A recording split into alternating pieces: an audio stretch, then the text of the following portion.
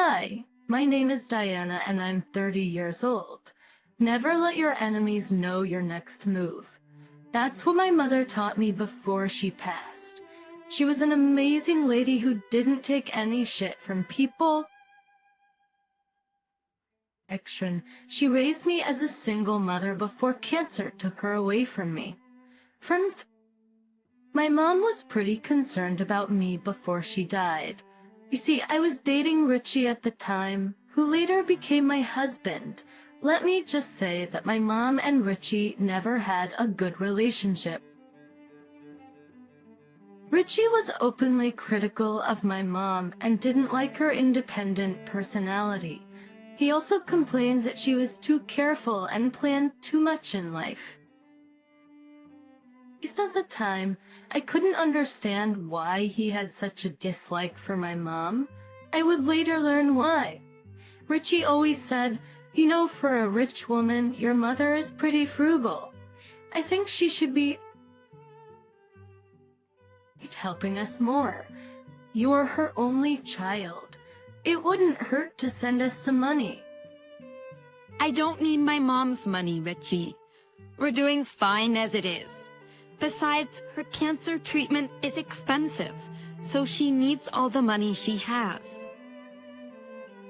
Why is she even wasting money on treatment? She's gonna die anyway. She's just wasting her inheritance. A good mother would preserve the money for her daughter. How can you say that, Richie? Even if the prognosis is bad, I want my mom to have a chance. I don't want her money. I would rather have my mother live for the rest of her life. Richie was a good boyfriend, but never supported me through the grief. He didn't like the fact that I was paying a lot of attention to my mom. Also, he kept bringing up my inheritance and how my might is spending it away. It was an awful situation for me. I was worried about my mom and thinking about the inevitable as well. Richie and his mother-in-law, Jill, were of no help. My mom did have sneaking suspicions about Richie and Jill. One day when we were alone, she said, "Diana, are you sure you see a future with Richie? Does he actually treat you right?" Sweetheart, you're an amazing woman and anyone will be lucky to have you. Don't listen to the nonsense Richie tells you. You can do better than him, actually. I don't like him at all. But Mom, he really does like me. He just has some weird ethics which he's working to change. I'm very worried he will mistreat you when I am gone, promise me. Diana, you will make him sign a prenup if you decide to marry him. I want to know my daughter will be financially secure and screwed over by her husband. Okay, Mom. If it makes you feel better, I will definitely have a prenup. Consult our family lawyer, Claire suggested. You need a secure prenup, and he is the best for the job. I'll do what's best for me, Diana replied. I won't let anyone take advantage of me like that. I feel a lot better now knowing you will protect yourself, Claire said. It was just a week later that my mother passed away. Diana shared, I was absolutely devastated. For the longest time, it was just me and her. Richie, as usual, was extremely unsupportive. No. He said, there is no reason to be so lost. We already knew this was coming. The doctor said it won't be long. Richie, I just lost my only parent. No matter what, it's too painful for me to comprehend this. My mom will not come back, Diana said. Selqua, your mom will not come back anyway. It should concentrate on me and my mom, which is still here for you. We will become your family if you give us the chance, Richie suggested. Yes, I already see you as my daughter-in-law. You can depend on us now. We'll take care of you, Jill offered. Victoria is grateful to still have some people in my life. Diana reflected. My mother's words stayed with her for the rest of her life. She knew that no matter what, she would have to protect herself. She just didn't know that her husband would trick her into his evil plans. After my mother's death, Richie kept pestering me about my inheritance. Diana continued. I was still having a hard time coping and didn't even want to think about my inheritance. However, Richie said, and it's stories. You're being very irresponsible with your inheritance, Diana. You need to look into it now. We need to know if your mother blew through the money for her treatment. I said, most of the money had been left through a trust, Richie. I can't just spend it as I want. Only my childhood home will be transferred to my name now. Ichi looked a little irritated when I told him that I guess he was looking forward to a better life with the inheritance money. However, my mother insisted on leaving me a monthly allowance only. While Richie was a little disappointed at first, he quickly recovered. It was then that he started to care of me even more. But just, look, Diane, I have a lot of responsibilities on my mind and can't handle everything at the moment. You know me and Mom live in a small apartment. The space just isn't enough. Sure. Yeah, but I don't want to get a new place. You have a perfectly fine house that is fully paid for. Why don't Mom and I move in with you? I mean, we are getting married anyway. This is very sudden, Richie. I need some time to think. I would have to rearrange a lot of stuff if all three of us live here. Come on now, that won't be a problem. We are your family, we will help. It would be better for you to have us under your roof. It was true that my childhood home was big enough to fit everyone. Also, with the wedding near, we had to figure out our living situation fast. However, I was having trouble with what Richie suggested. Somewhere in the back of my mind, I was skeptical about letting them move in with me. I was much more comfortable renting a place with him while his mother lives elsewhere. Jill can be controlling, and I didn't want her to disrupt my life. In the end, I agreed to the move. Richie put me under a lot of pressure, and I had to agree to his demand. He also brought along his mother without consulting me. When I asked him about this, he said, Diana, you know my mother can't stay alone. She's dependent on me. Do you expect me to leave her homeless? I never said that, Richie. I'm just surprised you didn't even discuss this with me properly. I do respect you, Jill. I just wanted Richie to discuss the living situation with me instead of just allowing you to move in. Diana, you know my mother can't stay alone. She's dependent on me. Hey, do you expect me to leave her homeless? I am family, Diana. What do you need to discuss? I bet you would have let your mom move in if it were you. You need to have some respect for me. I respect you, Jill. I just wanted Richie to discuss the living situation with me instead of just allowing you to move in. Richie and Jill both ignored me. They couldn't understand that what they were doing was highly disrespectful. However, I let it be because I had a lot on my plate. There was no point in kicking her out when she had already moved in. Jill and Richie settled in well at my house, but there were a few things that never stood well with me. It would be one of the reasons why I ended my marriage. A few months before the marriage, I told Richie about getting a prenup. He was pretty shocked and started to get angry. Richie said, "Why do we need to get a prenup? Don't you trust me at all?" I'd very hard to make Richie understand. I never mentioned that I had promised my mother to get a prenup. After days of trying to convince him, I put my foot down. I told him that I won't marry him.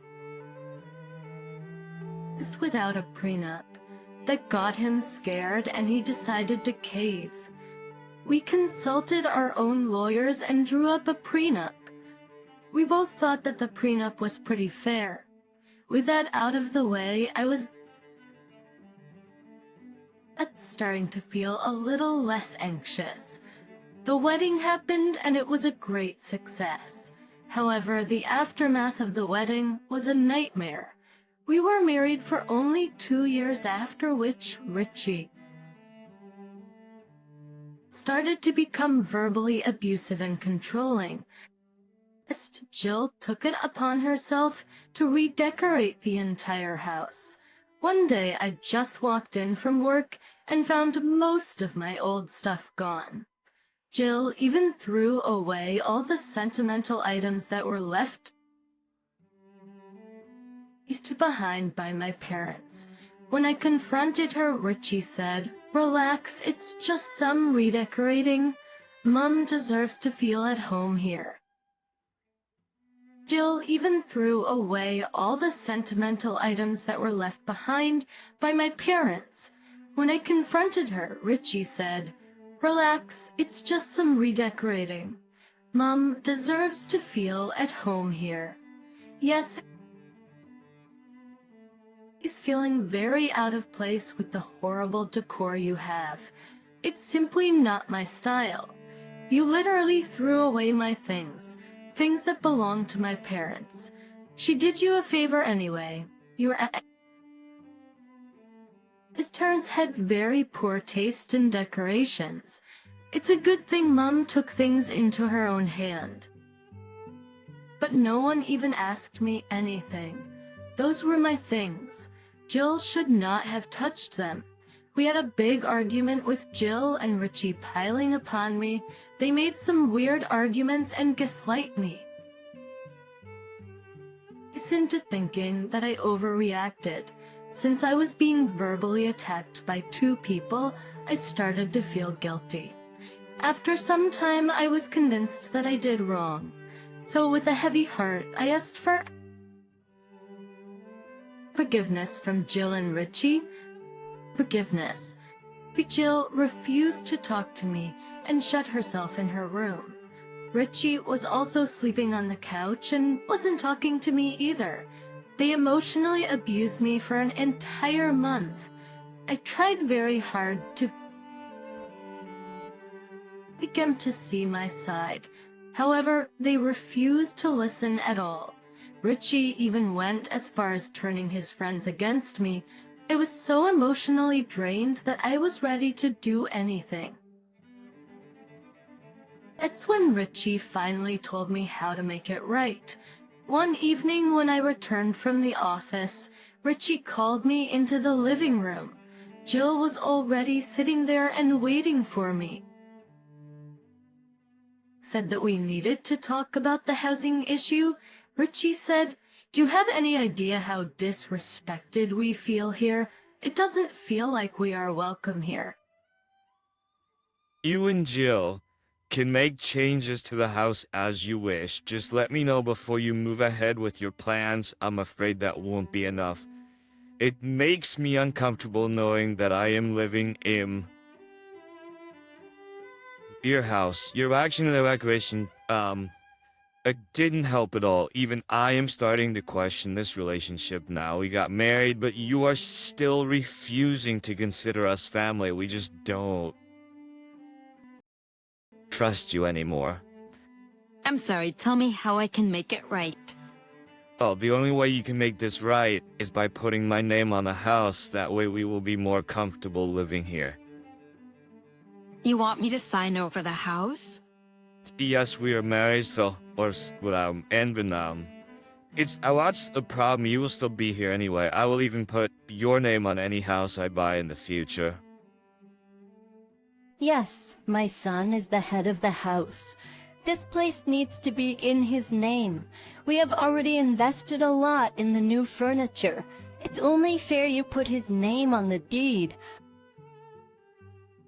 All right, if that's what you want, so be it. To be honest, I didn't know what to think about their outrageous request. Things were getting very bad between me and Richie. I was actually at the end of my wits. However, I decided that I would put his name on the deed. I had my reasons for doing it. I did want to try and salvage my marriage before doing something drastic. Richie and Jill were extremely happy when I told them.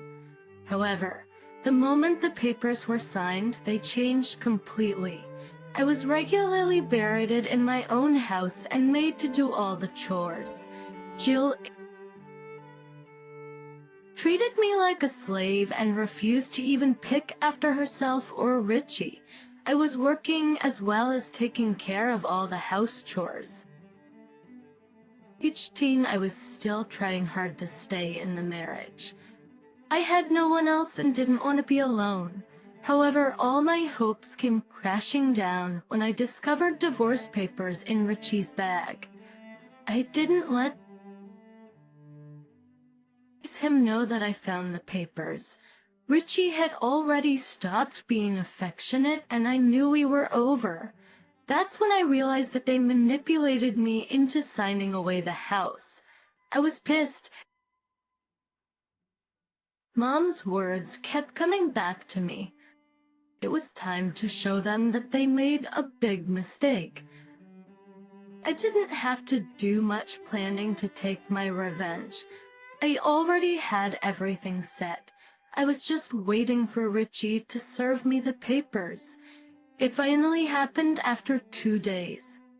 Richie said, I wanted to divorce from you. When I married you, I expected you to have a huge inheritance, but your stupid mother had to spoil it by leaving you monthly allowances. Only your house was useful to me. Now that I have it in my name, it's time for you to leave. So you married me because you thought you would snag my riches. You didn't love me at all, did you? I said, course not. Who the hell would date an ugly and dumb girl like you? Mom would never allow me to marry you if she knew. Of course, dear, my son deserves so much better than a useless girl like you. He's already suffered long enough with you. This time, he will find a better girl. You can leave. Also, don't think about picking anything. We already replaced your stuff with ours. You have no claim over them. I see. So it was all part of your plan. I guess I deserved it since I was naive enough to consider you family. Anyway, I will sign the papers. You have 1 month to move. Excuse me, remember you signed over the house to me. Don't play tricks on us. We won't leave this house. Action, I went to my room and brought the prenup papers. I showed them exactly where the clause was written. They never read it because it was sort of a hidden clause. Richie and Jill were stunned. They didn't speak at all. I simply went to my room and shut them out. I called my lawyer and told them to prepare for a divorce. Then I left the house with my things and went over to a friend. Richie and Jill called and texted me throughout the day. They kept pestering me to come and talk things out.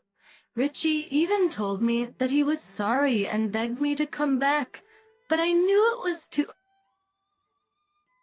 late. Richie and Jill called and texted me throughout the day, pestering me to come and talk things out. Richie even told me that he was sorry and wanted to rebuild the relationship. I simply told them to talk to my lawyer. There was no way I was going back. I said I'd meet Richie again, but only with our lawyers present. His lawyer made it clear to him that he would get nothing out of the divorce. Instead, I'll be taking his car since I bought it and put name on the papers. Richie was left with nothing. With that, I gave my lawyer the signal to go ahead.